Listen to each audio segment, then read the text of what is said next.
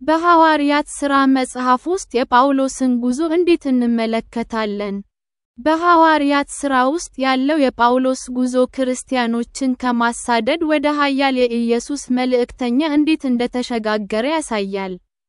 የእርሱ ለውጥ የሚጀምረው በሐዋርያት ሥራ 9 ኢየሱስን በደማስቆ መንገድ ላይ ሲያገኘው እና አማኝ በሚሆንበት ጊዜ ነው። ከዚያን ጊዜ ጀምሮ ጳውሎስ ሕይወቱን ወንጌልን ለማስፋፋት ወስኗል። ይህ ለውጥ በጥንቱ የክርስትና ታሪክ ውስጥ ቁልፍ ለውጥ ነው። የጳውሎስ ሚስዮናዊ ጉዞዎች እንደ አንጾኪያ፣ ፊልጵስዩስ፣ ቆሮንቶስ እና ኤፌሶን ባሉ በርካታ ከተሞች ወሰደው። በየብስ እና በባህር ይጓዛል። ብዙ ጊዜ አደጋ፣ ውድቀት እና ስደት ይጋፈጣል። ያም ሆኖ የኢየሱስን መልእክት በድፍረት ይሰብካል፣ አብያተ ክርስቲያናትን ይመሰርታል፣ አማኞችንም ያበረታታል።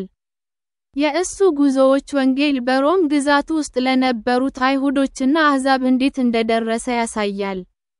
በሐዋርያት ሥራ ውስጥ ጳውሎስ ድብደባ፣ መታሰርና በሐሰት መከሰሱን ጨምሮ ብዙ ፈተናዎች ደርሰውበታል።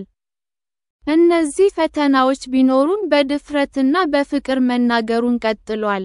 የእሱ ንግግሮችና ደብዳቤዎች ለጥንቷ ቤተ ክርስቲያን ጥንካሬ ይሰጣሉ። ጳውሎስ በኢየሱስ ላይ ማመን ማንኛውም መስዋዕት ዋጋ እንዳለው አሳይቷል።